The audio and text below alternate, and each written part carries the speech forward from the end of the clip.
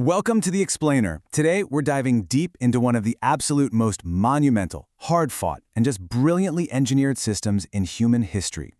We're looking at the actual engine of freedom. We're going to explore not just the theory, but the stark, dramatic reality of what it actually means when everyday people truly hold the power. So, let's get right into it. When you think about this blueprint of freedom, picture those deep, cinematic reds, the bold, high-contrast visuals, and the silhouettes of citizens raising their signs against the backdrop of the Capitol. It's a living, breathing blueprint, and right at its core, it establishes one central rallying theme: your voice, your vote, your future.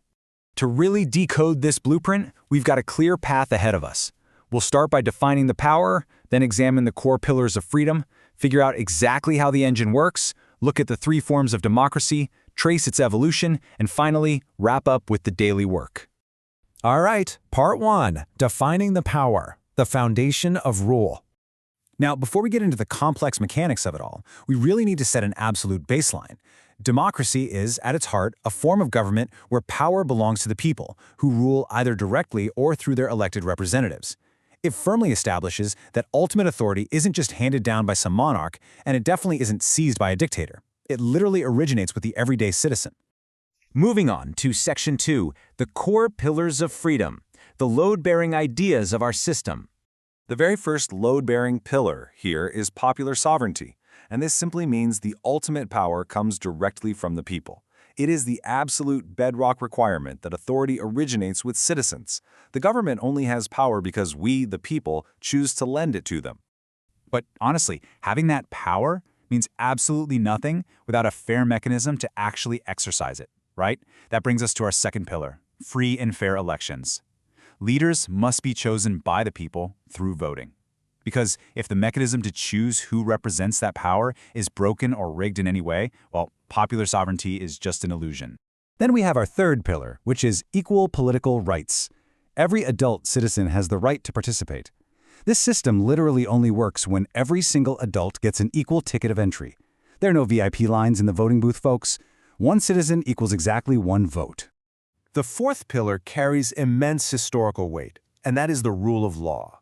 Laws protect everyone, and most importantly, they apply perfectly to those in power. You see, the law acts as a supreme shield for the vulnerable, while simultaneously binding the hands of those holding the reins of authority.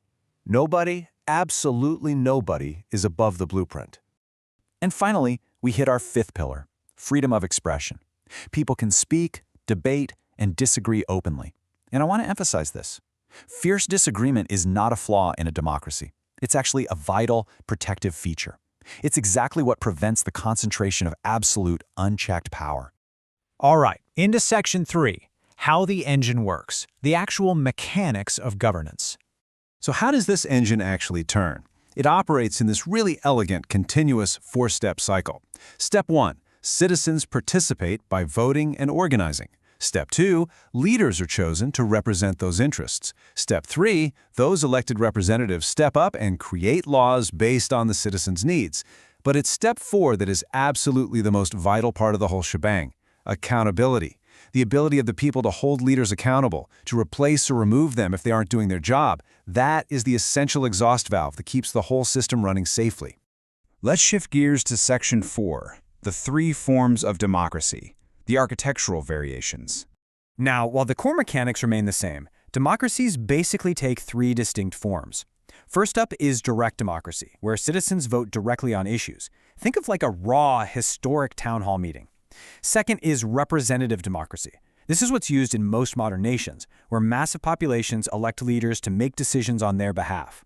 And third is deliberative democracy, which kind of slows the whole process down to focus deeply on open discussion and listening way before a single vote is ever cast.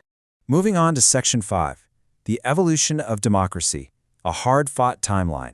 It's so important to remember that this system wasn't just handed to us perfectly formed. Way back in 508 BC, Athens establishes an early blueprint.